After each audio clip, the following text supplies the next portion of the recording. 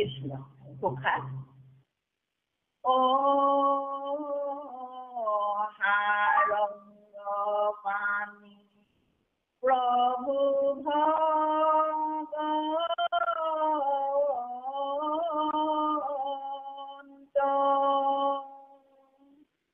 নজানো তোমাৰ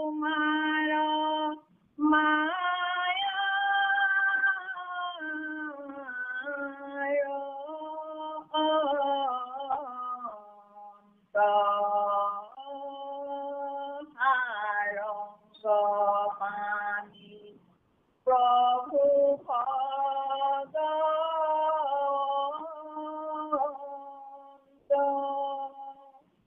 নজানো তোমাৰ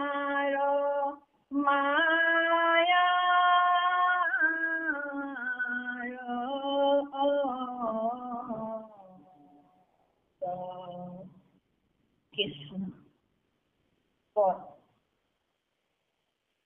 পাছে গোপীগণে আতি সাধুৰী কৃষ্ণৰ ৰঙে জানলৈ হাত ভৰি চলে পৰিহাস কৰিয়া তথা প্ৰণয় কূপে সোধে সবে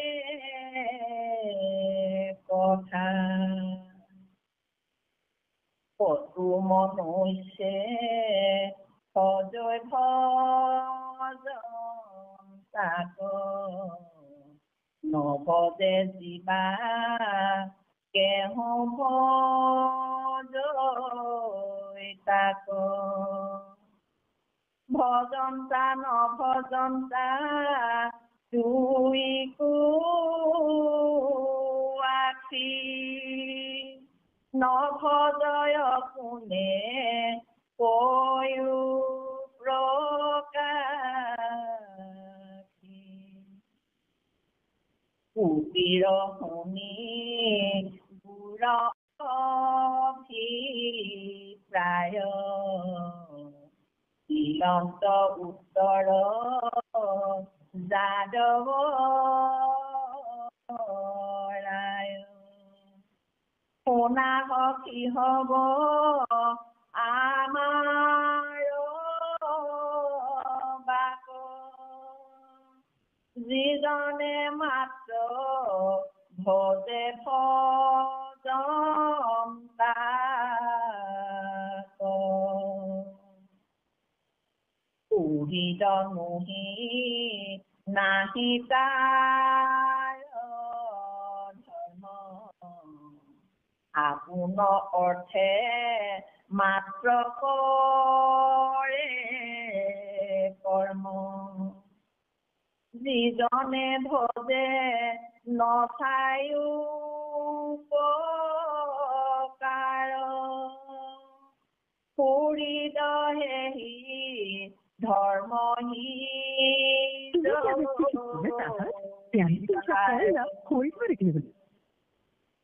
ভজে নভজে তুইতো দে মন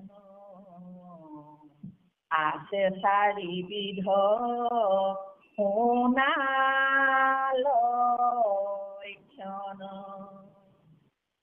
যিটো ব্ৰহ্ম জ্ঞানী দেখৈ হবে মিছা যিজন পূৰ্ণ ভোগে নাহি ইচ্ছা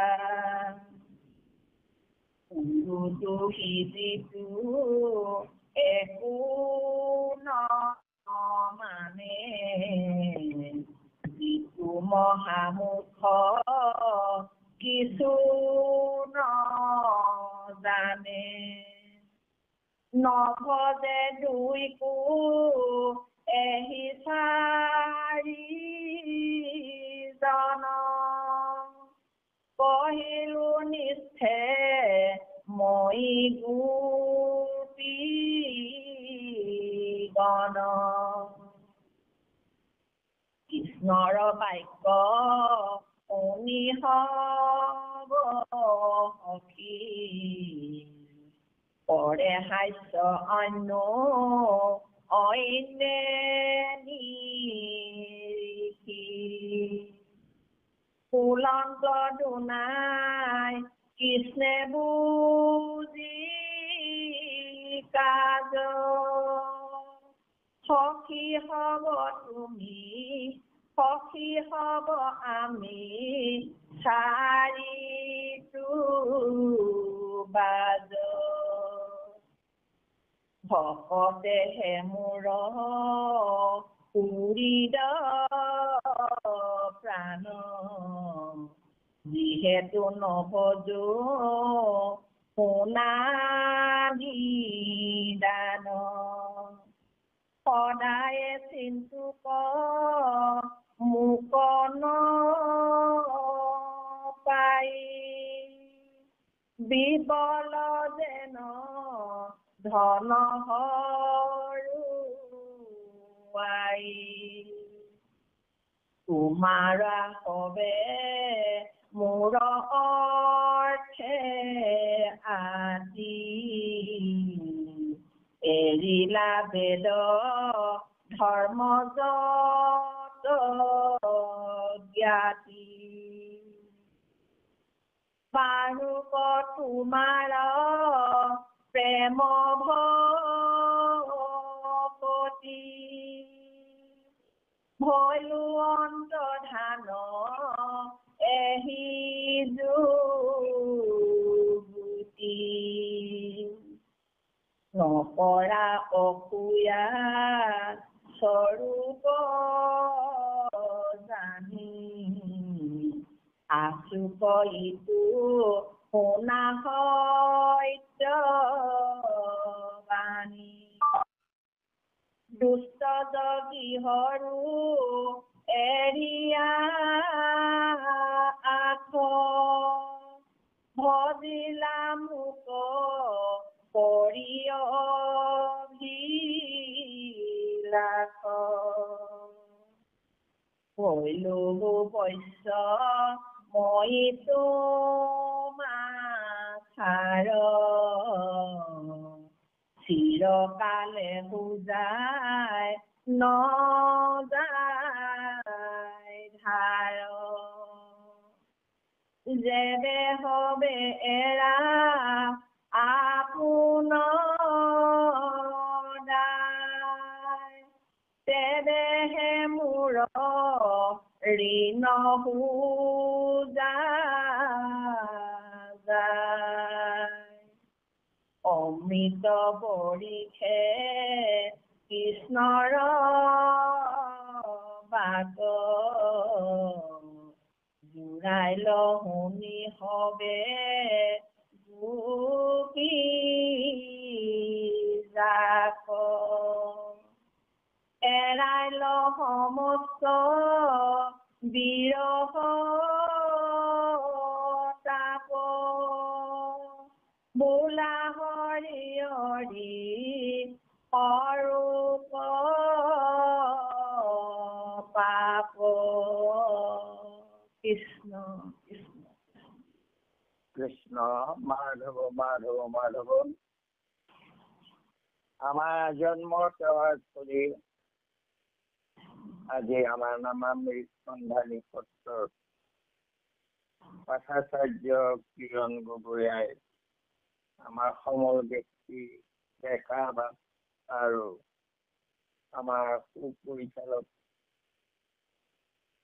হাতীমূৰীয়া বাপকে মুখ্য কৰি সমস্ত ভক্তি প্ৰেমে ৰসক ৰাহি আমাৰ সমস্ত শ্ৰৱণানন্দ লাভ কৰা আই বাপৰ চৰণলৈ আমাৰ ভক্তি হোৱাদি দিলো। আজি আমি মহাপুৰুষ কৃপালু গুৰুজনৰ বাক্যময় মূৰ্তি ৰসৰ ভাণ্ডাৰ অসমৰ মৌজাক বুলি কোৱা এই কীৰ্তন পুথি পৰমাৰ্থ তত্ত্ব সম্বলিত ৰাসৰ 11 অধ্যায় কীৰ্তন আমি পাইছো। ইয়াতে প্ৰভু ভগৱন্তৰ দয়াৰ সাগৰ, কৃপাৰ সাগৰ, এই কথা প্ৰমাণিত কৰা হৈছে। লগতে গোপীসকলে মাজে মাজে কৃষ্ণ ভগৱন্তক তেওঁলোকৰ লগৰে বুলি ভাবে বা মনুষ্য জ্ঞান কৰে মাজে মাজে।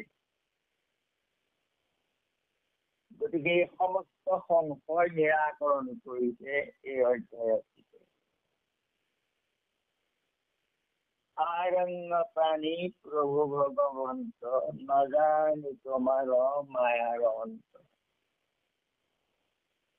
হে সাৰংগ ধনু যাৰ হাতত, সেই সাৰংগ প্ৰাণী তুমি প্ৰভু ভগৱন্ত, তোমাৰ মায়াৰ আদি অন্ত পোৱা নাযায়। তোমাৰ মায়াৰ অন্ত কোনে পাব? ব্ৰহ্মা হৰেও নাপায়। পাছে গোপীগণে আতি সাদৰি, কৃষ্ণৰ ৰংগে দান্তে হাত ভৰি। হেৰুৱাই গোসাঁইক ঘূৰাই পায় আনন্দৰে তেওঁ সকলোৱে বেৰি বহি লৈ নিজৰ আচলত বহুৱাই লৈ, কোনোবাই হাত পিটিকিছে, কোনোবাই ভৰি পিটিকি দিছে, এইদৰে কোনোবাই হয়তো কান্ধত হাত থৈ আনন্দ উপভোগ কৰিছে। এইদৰে কৰি পাছে গোপীগণে আতি সাদৰি, কৃষ্ণৰ ৰংগে দান্তে হাত ভৰি, আৰু চলে পৰিহাস কৰিয়া তথা, প্ৰণয় কোপে শোধৈ অবেগ কথা। যে তেওঁলোকে চলেৰে, তাৰমানে ধেমালি চলেৰে পৰিহাস কৰি কৃষ্ণক সুধিছে। প্ৰণয় কোপে, অৰ্থাৎ প্ৰণয় কোপ, অৰ্থাৎ ইমান প্ৰেম তেওঁলোকৰ কৃষ্ণলৈ, ইমান মৰম, সমস্ত বিকুল বাসনা ত্যাগ কৰি আহিলে, আৰু আহি ইমান হেঁপাহত আহিছিলে, কিন্তু মাজতে কিয় কৃষ্ণই তেওঁলোকক ইমান কষ্ট দিলে? এইটো তেওঁলোকৰ মনতে ক্ৰোধ কৰিব নালাগিছিলে। সেই প্ৰণয় কোপতে, খঙতে,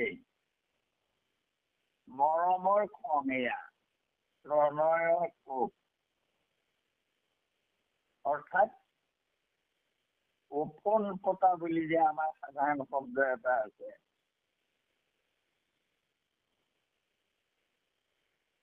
কেইটামান কথা সুধিছে। কথাৰ তাৎপৰ্যটো কম বাৰু মই। কত মনুষ্য ভজৈ ভজন তাক, নভজৈ জীৱাক কেহ ভজে তাক। ভজন্তা নভজন্তা দুয়োকো আহি, নভজয় কোনে কৈও প্ৰকাশী। প্ৰভু কৃষ্ণ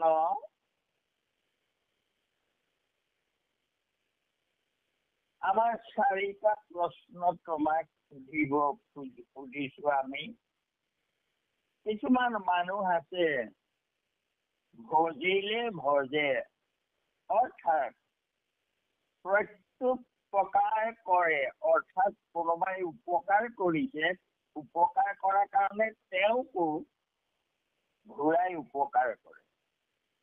ভজে ভজন তাক, তাৰমানে উপকাৰী কৰাজনক তেওঁ ঘূৰাই উপকাৰ কৰে। ভজিলে ভজে তাৰমানে। আৰু নভজে যিবাক তেওঁ ভজে তাক। আকৌ এনেকুৱাও আছে যে তেওঁক ভজিছে নভজিছে, অৰ্থাৎ তেওঁক সহায় কৰক নকৰক, তেওঁ কিন্তু কৰ্তব্যবোধত পুৰোহিতসকলক সহায় কৰে। তেওঁক কৰক নকৰক সেইটো কথা নাই, কিন্তু সহায় কৰে। কিছুমান মানুহ আছে উপকাৰ কৰিলে প্ৰত্যুপকাৰ কৰে।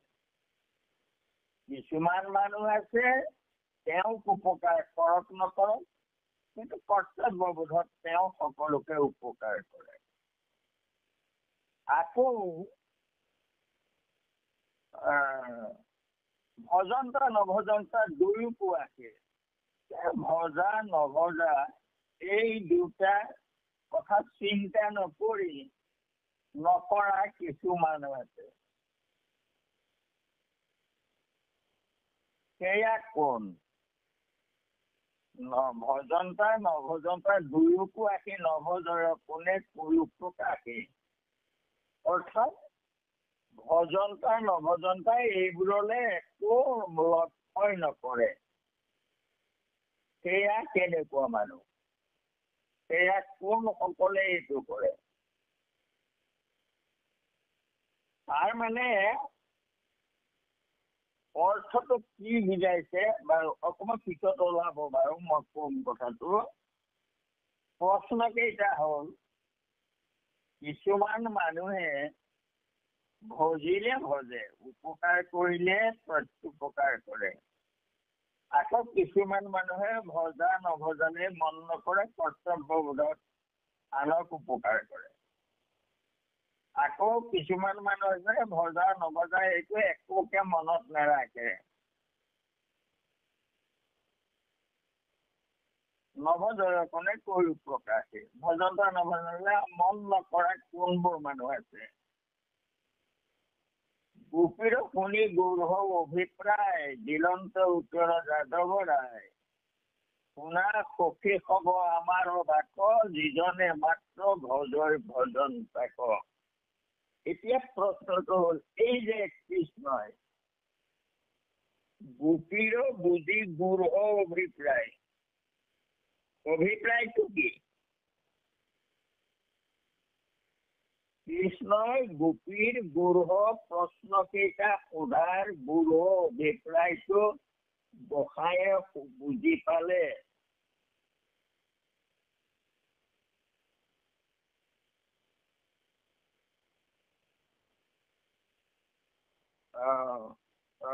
গোপীৰ শুনি গৌৰৱ অভিপ্ৰায়, তেওঁলোকৰ অভিপ্ৰায়টো গোসাঁয়ে বুজি পাইছে আৰু উত্তৰ দিছে। এতিয়া গৌৰৱ অভিপ্ৰায়টো কি? তাৰমানে এই যে প্ৰথম প্ৰশ্নটো কৰিলে, কেহো মনুষ্য ভজে ভজন তাক, নভজে যিবা কেহো ভজে তাক। তাৰমানে তেওঁলোকে এই কথাটো কৃষ্ণৰ পৰা স্বীকাৰ কৰাবলৈ বিচাৰিছিলে যে আমি ইমান হেঁপাহ কৰি আমি আহি কৃষ্ণক এই ৰাতিখন লগ ধৰিলো আৰু তেওঁৰ লগত আমি ধেমালি কৰিলো, আমি ইমান ভাল পালো তেওঁক, ইমান মৰম কৰিলো, কিন্তু তেওঁ আমাক মৰম বুজি নাপালে। ৰাতিখন আমাক এৰি থৈ গুচি গল এগৰাকী গোপীৰ লগত লৈ। গতিকে কৃষ্ণই নিশ্চয় এই কথাটো স্বীকাৰ কৰিব যে বেয়া নাপাবা, মোৰ ভুল হৈ গল। কৃষ্ণই এইদৰে নিজক তাৰমানে নিজৰ দোষ স্বীকাৰ কৰিব। গৌৰৱ অভিপ্ৰায়টো তেওঁলোকৰ আছিলে এইটো যে কৃষ্ণই কব, হয় তোমালোকে মোক ইমান ভাল পাইছিলে, তোমালোকক এনেকুৱা কৰিব নালাগিছিলে, এই বুলি কব বুলি ভাবি তেওঁলোকে প্ৰণয় কোপত সেই কথাখিনি সুধিছিলে। তেতিয়া গোপীৰ শুনি গুৰু ভেটনাই দিলন্ত উত্তৰ যাদৱ ৰায় শুনা সখী খব আমাৰ বাকো যিজনে মাত্ৰ ভজয় ভজন বেক শুনা মই কবলগীয়া মই কি ভাবো সেইটো কওঁ শুনা। যিজনে মাত্ৰ ভজয় ভজন তাক পুহিদ নহি নাহি তাৰ ধৰ্ম আপোনাৰ অৰ্থে কৰে মাত্ৰ কৰ্ম। যিজন মানুহে ভজিলেহে ভজে অৰ্থাৎ উপকাৰ কৰিলে প্ৰত্যুপকাৰ কৰে তেওঁৰ কোনো ধৰ্ম নাই। তেওঁ নিজৰ কৰ্মবন্ধহে তৈয়াৰ কৰে। পুহিদ নাহি নহি নাহি তাৰ ধৰ্ম আপোনাৰ অৰ্থে কৰে মাত্ৰ কৰ্ম। যিজনে ভজে নচাই উপকাৰ পুহিদ সেই ধৰ্মখিনিয়ে তাৰ। তেওঁ উপকাৰ কৰক নকৰক এইটোলে লক্ষ্য নকৰি কৰ্তব্যবোধত মানুহক সহায় কৰে সেইজনৰ ধৰ্ম থাকে। প্ৰত্যুপকাৰ আশা নকৰাকৈ যিজনে পৰোপকাৰ কৰে তেওঁ ধৰ্ম হয়। ভজয় নভজয় দুইটো নেদে মন আচৈ চাৰিবিধ শুনা লক্ষণ। আৰু ভজা নভজা এই দুইটা মন নিদিয়াত চাৰিবিধ আছে। সেই চাৰিবিধ কোন? যিটো ব্ৰহ্মজ্ঞানী দেখৰ সবে মিছা। যিজন ব্ৰহ্মজ্ঞানী তেওঁ সকলো মিছা দেখে। ব্ৰহ্মহে সঁচা বাকী সকলো মিছা। গতিকে ব্ৰহ্মজ্ঞানীজনে আপুনি কথা পাতি থকা ব্যক্তিজনে আপোনাৰ কল কৰিছে নাই কৰা এইটো ভাবিবলৈ তেওঁৰ সময় নাই। যিজনৰ পূৰ্ণ ভোগে নাই ইচ্ছা, যিজন নিজে পূৰ্ণ তেওঁৰ আৰু ভোগলৈ ইচ্ছা থাকিবনে? তেওঁৰ ভোগলৈ ইচ্ছা নাই। এই দুটাই কি বুজালে? যে ব্ৰহ্মজ্ঞানী সকলো মিছা দেখে, মায়াময় দেখে। ব্ৰহ্মজ্ঞানী ব্ৰহ্মৰ বাহিৰে অন্য একো নেদেখে। আৰু যিজন পূৰ্ণ কোন আজি জগতত? ব্ৰহ্মা শিৱও অপূৰ্ণ, তেওঁলোকৰ বাসনা থাকে, মায়া থাকে। গতিকে যিজন পূৰ্ণ কোন? মাত্ৰ এজন পূৰ্ণ কাম তেৱেই। গতিকে এই অৰ্থটোৱে তেওঁলোকক বুজাই দিছে যে তোমালোক ব্ৰহ্মজ্ঞানী নহয়। 2 নম্বৰ, তোমালোকৰ কামনা আছে, মোক পাবলৈকে তোমালোকে কামনা কৰিছা, কিন্তু মোৰ কামনা নাই কোনো। গতিকে আৰু কোন? এয়া পূৰ্ণ কাম মই, আৰু ব্ৰহ্মজ্ঞানী সকলে সকলো মিছা দেখে। আৰু কোনোবা একো নমনা আৰু আছে দুটা জাতি। সেই দুটা কি? গুৰুদ্ৰোহী, যিটো একো নমানে। গুৰুদ্ৰোহী কোন? গুৰুদ্ৰোহী চিন্তা কৰক। মহাপুৰুষ শংকৰদেৱ বাক্যময় মূৰ্তিৰে বহি আছে এই কীৰ্তনত, আৰু আগে আগে গৈ আছে। গুৰুৱে কোৱা জ্ঞানময় কথা, জ্ঞানে গুৰু। তেওঁ কোৱা আমাৰ উপদেশ বাণীখিনিয়ে আমাৰ গুৰু। সেই গুৰুজনে কোৱা কথাবোৰ যিসকলে নামানে, অৰ্থাৎ অৰ্থাৎ কীৰ্তন মোৰ মূৰ্তিৰ সমান। মই কীৰ্তনত আপুনি যি কৈ আছো, আপোনাৰ কল হ'ল ৰাখিছে। গতিকে যি নেমানে তেওঁ গুৰুদ্ৰোহী। আৰু যিটো মহামূৰ্খ কিছু নাজানে, যিজন মহামূৰ্খ সি একো নাজানে। নৱজয়ন্তীৰ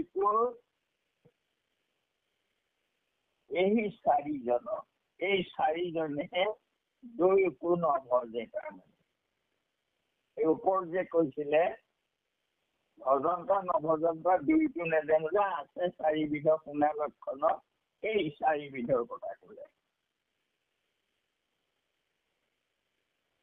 নভজৰ দুয়োকো এই চাৰিজন কহিলো মই নিশ্চয় গোপীগণ। এই চাৰিজনে এইবোৰ কথালে কাণ সাৰ নকৰে, মই বুজাই দিলো। কৃষ্ণৰ বাক্য গোপনী সবে সখী সৰৈ হাস্য অন্য নিদেখি।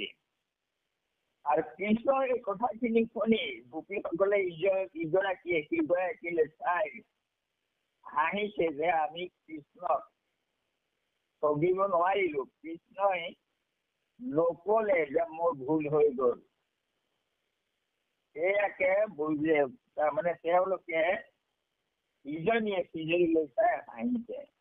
বলন্ত দুনাই কৃষ্ণ বুজিছা সখী হব মই চাৰিটো বাৰ। কৃষ্ণই পুনৰ তেওঁলোকক কলে যে শুনা সখীসকল, মই কিন্তু এই চাৰিবিধৰ বাহিৰত আছো। এই ওপৰত যে কলে চাৰিবিধ বুলি, মই এই চাৰিবিধৰ পৰা বাহিৰ মাজ। ভকতে মোৰ অসুবিধা প্ৰাণ যিহেতু নভজো শুনা নিদান। ভকতেই মোৰ প্ৰাণ, ভকতেই মোৰ সুহিত, কিন্তু তেওঁলোকক মই কেতিয়াবা নভজো। তাৰমানে কি কৈছে যে তোমালোক মোৰ ভকত, আৰু তোমালোকক যে মই কিছু সময় লগ এৰা নিদিলো। কেলে নিদিলো? শুনা, যিহেতু নভজো শুনা নিদান। সদায়ে চিন্তুক মুখ নাপায়, বিহ্বল যেন ধন হেৰুৱাই। তোমালোকৰ পৰা মই আঁতৰি থাকিলো এইকাৰণেই, যেনেকৈ হেৰুৱা ধন লাভ কৰা ধন হেৰুৱা মানুহে ক'ত পাম ক'ত পৰিল এনেকৈ বিচাৰি ফুৰে, বিহ্বল হয়। সেইদৰে তোমালোকেও মোক ব্যাকুল, তোমালোকৰ প্ৰাণৰ ধন মই, মোক বিচাৰি তোমালোক ব্যাকুল হৈ থাকা। ই তোমালোকৰ মোৰ প্ৰতি থকা প্ৰেম বৃদ্ধি কৰিব।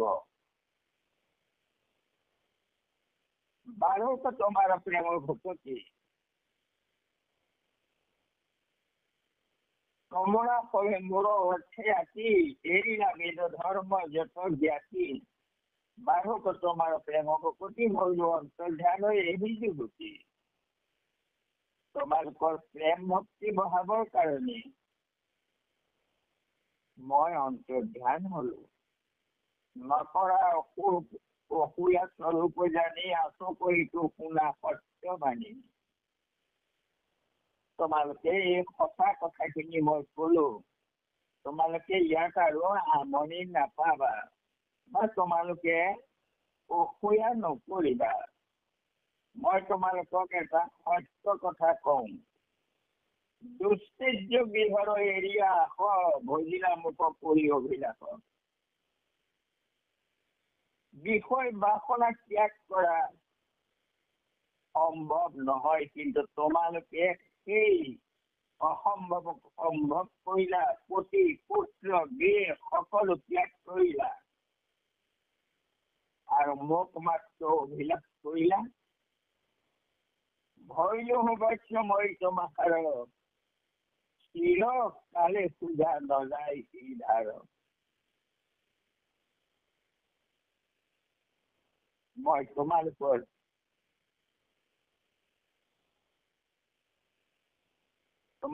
মই বয়স্ক হৈ গলো। চিৰকালে মই তোমালোকৰ ধাৰ খুজিব নোৱাৰিম।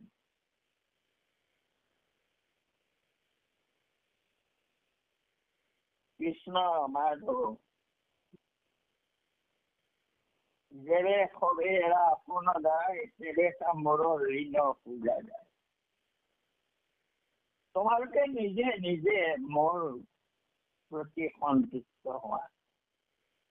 মোৰ দোষ তোমালোকে নিজে নিজে এৰি দিলেহে মোৰ তোমালোকৰ প্ৰতি তোমালোকৰ ভকতিৰ প্ৰতি মই যি ঋণী হৈ গলো,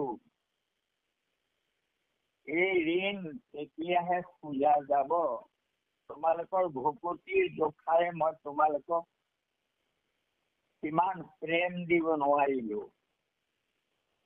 গতিকে তোমালোক নিজে নিজে সন্তুষ্ট হলেহে মোৰ ঋণ পূজা যায়।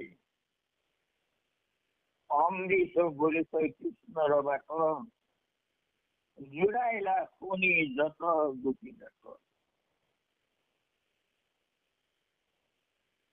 কৃষ্ণৰ বাণী অমৃত বৰষিছে। গোপীসকলৰ চিত্ত জোৰাই গল।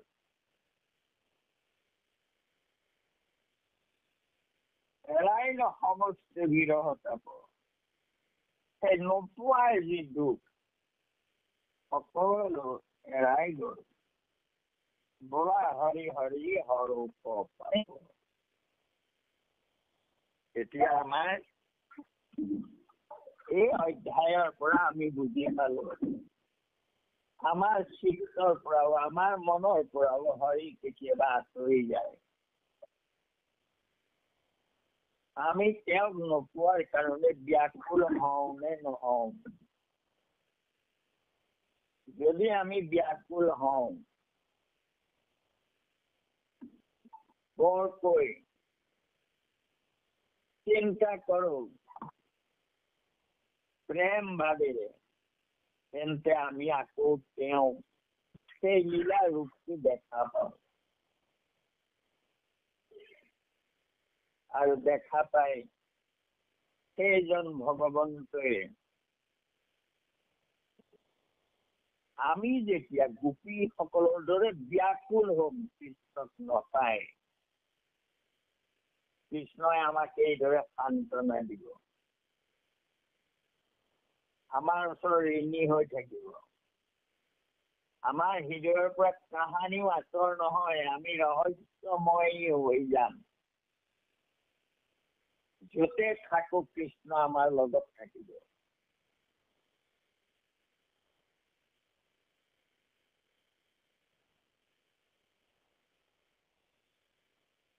যি কৰ্ম কৰো যতে থাকো তাতেই থাকিব। তেওঁ আমাৰ লগ আৰু কেতিয়াও নেৰে।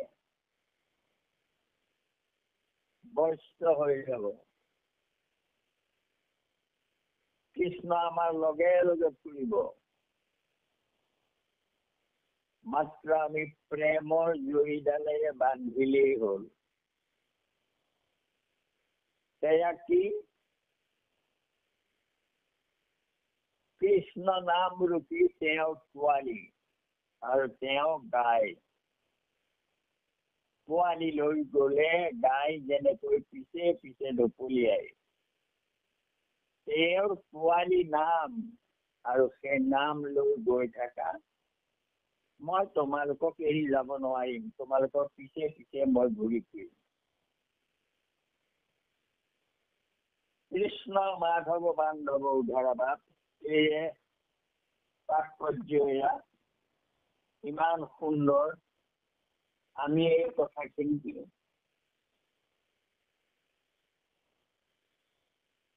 হৃদয়ৰ পৰা উপলব্ধি কৰিবলৈ চেষ্টা কৰিব লাগে। ভগৱন্তই আমাক কৃপা কৰিব। তেওঁ কৃপাৰ সাগৰ, তেওঁ দয়াৰ সাগৰ। আৰু ভকতক দুখ দিও চাই, দুখ পালেহে ভগৱন্তলৈ মনত পৰে আমাৰ। গতিকে গোপীসকলকো মাজে মাজে দুখ দি চাইছিলে, আমাকো দিছে। যদি আমি গোপীৰ দৰে হ'ব পাৰোঁ, দুখত কাতৰ হ'ব পাৰোঁ, কাতৰ হৈ তেওঁক প্ৰাৰ্থনা কৰিব জানো পাৰোঁ, তেন্তে আমাকো সান্তনা দিব। তেওঁ ভকতৰ বৈশ্য বুলি কৈছে। আমাৰ বৈশ্য হ'ব নালাগে, আমাক মৰম কৰিলেই হ'ল, কৃপা কৰিলেই হ'ল। কৃষ্ণ মাধৱ মাধৱ, ইমান সুন্দৰ কথা এইখিনি আমি আপোনালোকক ক'ব জানিছো নে নাই মই নিজে নাজানো। তথাপিতো আশা এটা কৰিছো, ভগৱন্তৰ সমস্ততে কৃপা কৰক। আৰু এইখিনি ক'বলৈ যাওঁতে হ'ব পৰা অপৰাধখিনি মৰিখন কৰিব আপোনালোকে। কোটি কোটি ঘৰৰ পৰা ধনতে কৰময় দিয়া ক্ৰমে কৃপাময়, ক্ৰমেও কৃপাময় শ্ৰীমন্ত শংকৰ হৰি ভকতৰ জানাই যেন পুতৰি তাহান্ত বিনাই নাই নাই নাই আমাৰ পৰম গুৰু, আমাৰ পৰম গুৰু, আমাৰ পৰম গুৰু কৃষ্ণ মাধৱ মাধৱ মাধৱ গগৈয়াই সামৰি দোহাই দিয়া। কৃষ্ণ মাধৱ মাধৱ। কৃষ্ণ দেউতা, কৃষ্ণ কৃষ্ণ কৃষ্ণ। ৰাম অমৃত বৰিষে কৃষ্ণৰ বাক, জোৰাইল শুনি সবে গোপী জাক, এৰাইলা সমস্তে বিৰহ তাপ, বোলা হৰি হৰি পলাওক পাপ, হৰি ৰাম ৰাম ৰাম কৃষ্ণ। জয় ৰাম জয় নাৰায়ণ জয় কৃষ্ণ জয় জগতগুৰু